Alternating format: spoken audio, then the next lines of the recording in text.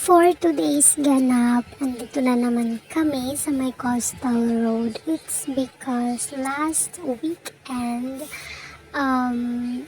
pinag-isipan ko na by the next weekend, which is this weekend, kakain ako ng inihaw na pusit because meron ako nakitang inihaw na pusit dito and only rice siya. So, syempre, kung hindi nila itatanong, ayan, pusit is my favorite dish or viand.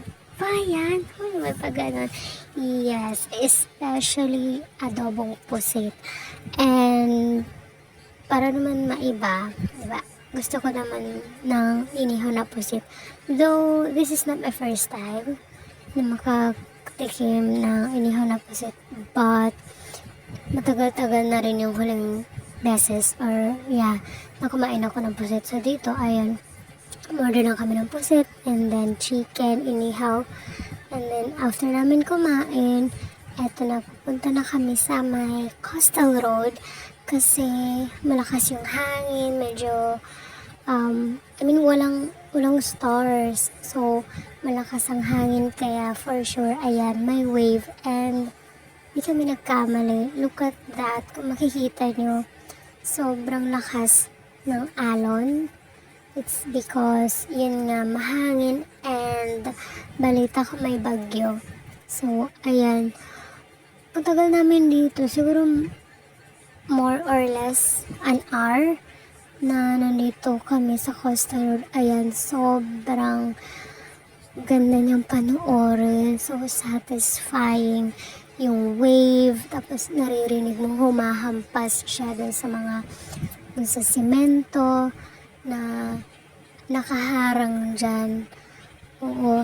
And bilang isang tao na parang meron akong phobia sa tubig, maybe it's because I don't know how to swim, is somehow, of course, I enjoy na pagbasdahan yung alon na humahampas sa semento, ganun.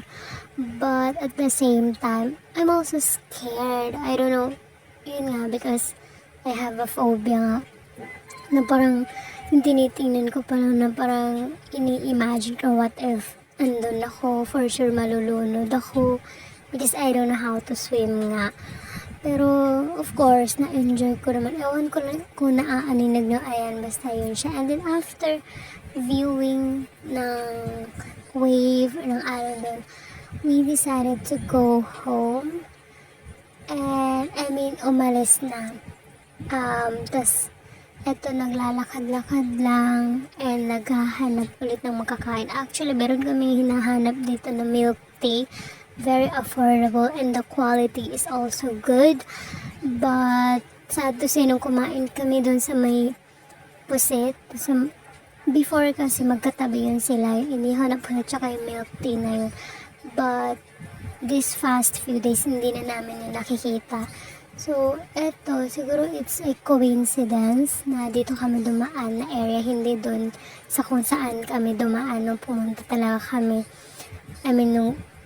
Pumunta kami dun sa may area kung saan papanoorin yung wave. So, dito kami dumaan sa kabilang lane. So, maybe it's a coincidence or it's a sign para matagpuan namin yung hinahanap namin na milk tea. And of course, natagpuan namin siya and so happy kasi dito lang pala all this time. Akala namin nagsara na sila or baka nalugi na or ano, diba? Grabe naman yun, nalugi talaga. So, ayan. Of course, I ordered my favorite flavor, the cookies and cream. Yun lang.